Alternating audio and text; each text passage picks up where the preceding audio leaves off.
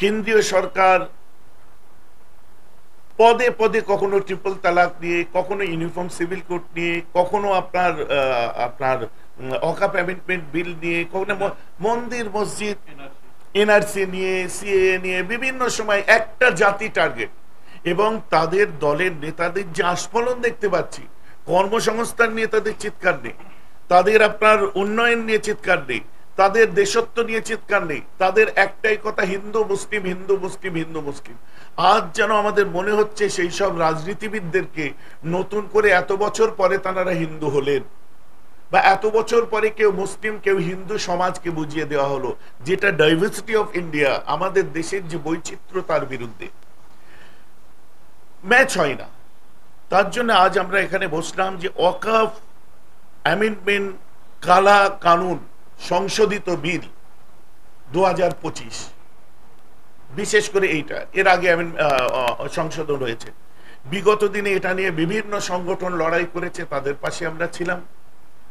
মুসলিম personal ল board লড়াই করেছে, তাদের সঙ্গে সেদিনও আমরা ছিলাম, আজও আমরা আছি, আগামীতেও থাকব।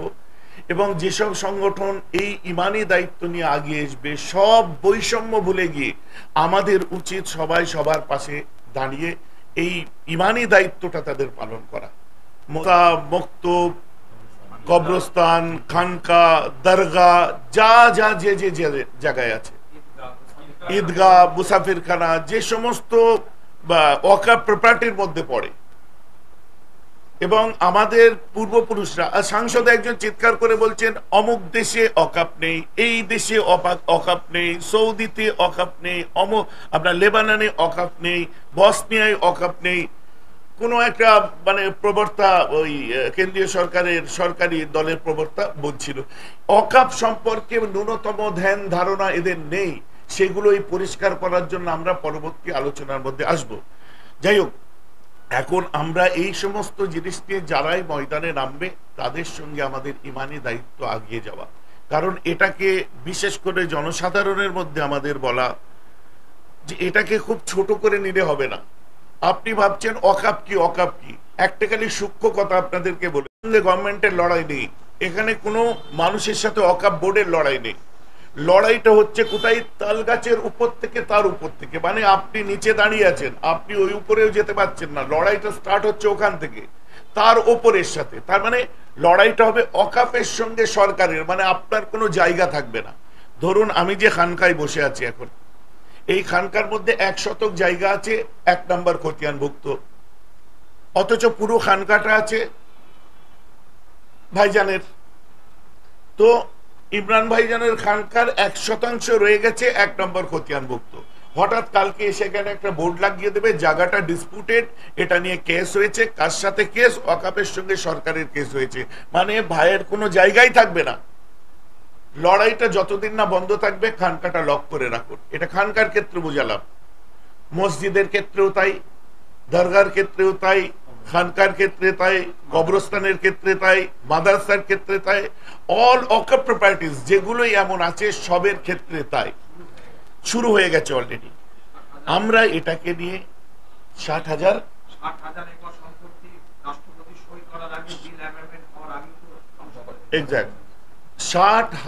একর সম্পত্তি ব্রিটিশ আপনার অ্যামেন্ডমেন্ট বিল, ওয়াকফ অ্যামেন্ডমেন্ট বিল সিগনেচার রাষ্ট্রপতির কাছে হওয়ার আগে এগুলো কিন্তু দখলদারি আরম্ভ হয়ে গেছে। এবার আমি বলি, একটা সভ্য সম্ভ্রান্ত জাতি কি চাই? কর্মসংস্থান চাই, স্বাস্থ্য চাই, তাদের ঠিকমতো নিরাপত্তা, বাঁচার সবকিছু। আমার সংখ্যাগুরু সম্প্রদায়ের কথাই বলি, আজকে তারা তার ধর্মকে পালন করবে, কর্মসংস্থান চাই, স্বাস্থ্য চাই, শিক্ষা চাই, স্বাচ্ছল্যতা চাই, এক কথায় তার। কিন্তু বর্তমান কেন্দ্রীয় সরকার আমার সংখ্যাগুরু ভাইদেরকে কারো কাছে লজ্জিত বা ঋণী করে দিয়ে যেতে চাচ্ছে সারা জীবন। কারণ আমরা জানি আমাদের সম্পত্তি তারা দখল করে নিয়েছে, কিন্তু আমাদের পরম্পরা বলে যাবে যে আমাদের সম্পত্তিতে ওরা ভোগ করে আজ বড় লোক। মানে একটা জাতিকে বরাবরের জন্য মাথা নিচু করে দেওয়া হচ্ছে। এটা কিন্তু সংখ্যাগুরু ভাইদেরকে ভাবার দরকার, আইন তৈরি করে। আমরা এটাকে নিয়ে পদক্ষেপ কি নিতে চলেছি, যেটার জন্য আজ আমাদের পীরজাদাদের বসা, যে আমরা পীরজাদাদের পক্ষ থেকে ফুরফুরা দরবার শরীফের যে আমরা এটাকে নিয়ে একটা বৃহত্তর আন্দোলন গড়ে তুলতে চাচ্ছি।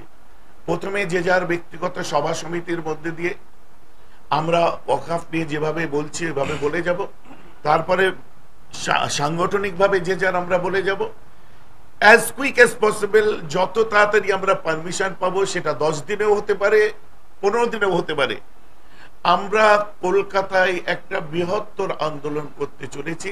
জায়গাটা আমি আগে থেকেই ভুয়ো ভাবে বলতে চাই না, না ব্রিগেড বলতে চাই, না শহীদ মিনার বলতে চাই, না আপনার রানী রাসমণি বলতে চাই। আমরা যে যে জায়গায় আমরা অ্যাপ্লাই করছি, আমরা পারমিশন করাচ্ছি, যে জায়গায় আমরা পারমিশন পাবো, যে রোডে পারমিশন পাবো, এই আমাদের আন্দোলন স্টার্ট হচ্ছে। যদি আমরা রাসমণি পারমিশন পাই, সেখান থেকে আমরা আগামী দিনে ব্রিগেডের চিন্তা ভাবনা করব এবং করবই ইনশাল্লাহ। রাইট রাইট, ঠিক কথা বলেছি। এটা আমাদের কলকাতা পর্যন্ত সীমাবদ্ধ না, যেহেতু কেন্দ্রের ব্যাপার। ইন্টারন্যাশনালি আমার ভাই একটা কথা বলছিলেন যে ইন্টারন্যাশনাল ট্রাইব্যুনালে এটাকে, এখানেও আমরা এরও দ্বারস্থ হব আমরা, যে একটা জাতিকে কিভাবে চাপা হচ্ছে। দেখুন, সংখ্যালঘু সংখ্যালঘু সংখ্যালঘু কোথায়? সংখ্যালঘু যে সমস্ত মানুষেরা আছে, আমাদের ভালো লেগেছে সরদার পাঞ্জাবি তানারাও এই জিনিসটাকে আমাদের পাশে দাঁড়িয়েছেন, কিন্তু আজকে সংখ্যালঘু বলতে গেলে কি? সংখ্যালঘু বলতে গেলে কেবলমাত্র একটা জাতি রয়ে গেল, সেটা মুসলিম জাতি। সংখ্যালঘু মুসলিম, সংখ্যালঘু খ্রিস্টান আছে, সংখ্যালঘু পাঞ্জাবিরা আছে, বিভিন্ন আপনার ধর্মের সংখ্যালঘু আছে, জেনিরা আছে, বৌদ্ধ অনেক আছে, কিন্তু রয়ে গেল সেই একটাই। আজ দেখুন, আমাদের ভালো লাগছে, শুভবুদ্ধি সম্পন্ন মানুষেরা, জ্ঞানী গুণী, উচ্চবিত্ত এবং আমাদের দেশের সম্ভ্রান্ত হিন্দুরাও আজ আমাদের পাশে যে দাঁড়িয়েছে, এটা আমাদের ভালো লাগার বিষয়। তারা বুঝেছে, তারা বাকাইদের চিৎকার করছে বিভিন্ন মিডিয়ায় গিয়ে। আজকে পাঞ্জাবিরা দাঁড়িয়েছে, খ্রিস্টানদের কিছু অংশ দাঁড়িয়েছে। যারাই আমাদের পাশে দাঁড়িয়েছে, আমরা তাদেরকে সাধুবাদ জানাই। কারণ আমাদের দেশের যে গণতন্ত্র, ডেমোক্রেসি, এই গণতন্ত্রের ঊর্ধ্বে গিয়ে কোনোটাই কিছু না। অতএব আমরা সেই গণতন্ত্র রক্ষা করে গণতান্ত্রিক পদ্ধতিতে, নিয়মতান্ত্রিক ভাবে আন্দোলন বিগত দিনে করেছি, আমরা আজও করছি, আগামীতেও করে যাব। তাই আমাদের